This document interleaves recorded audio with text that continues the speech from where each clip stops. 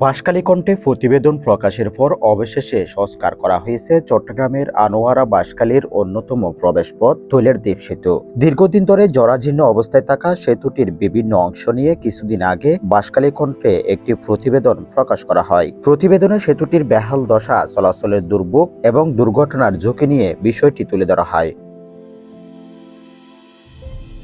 প্রতিবেদনটি প্রকাশের পর বিষয়টি সংশ্লিষ্ট ঊর্ধ্বতন কর্মকর্তাদের নজরে আসে। পরে সেতুটির প্রয়োজনীয় সংস্কার কাজ শুরু করা হয়। ইতিমধ্যে সেতুর ক্ষতিগ্রস্ত অংশ সংস্কার করা হয়েছে। তৈলের দ্বীপ সেতুটি আনোয়ারা বাঁশখালীর মধ্যে যোগাযোগের অন্যতম গুরুত্বপূর্ণ মাধ্যম। প্রতিদিন এই সেতু দিয়ে বিপুল সংখ্যক মানুষ যানবাহন চলাচল করে। দীর্ঘদিন পর সেতুটির সংস্কার হওয়ায় স্থানীয় বাসিন্দা ও যাতায়াতকারীদের মধ্যে স্বস্তি দেখা দিয়েছে। স্থানীয়রা বলছেন, জনস্বার্থে গুরুত্বপূর্ণ এই সেতুটির নিয়মিত রক্ষণাবেক্ষণ ও তদারকি করা হলে ভবিষ্যতে বড় ধরনের দুর্ভোগ ও দুর্ঘটনার ঝুঁকি এড়ানো সম্ভব হবে। জনস্বার্থের বিষয়টি তুলে ধরায় প্রতিবেদন প্রকাশের পর দ্রুত সংস্কার কাজ শুরু হওয়াকে ইতিবাচক উদ্যোগ হিসেবে দেখছেন স্থানীয়রা। News desk, Chittagong.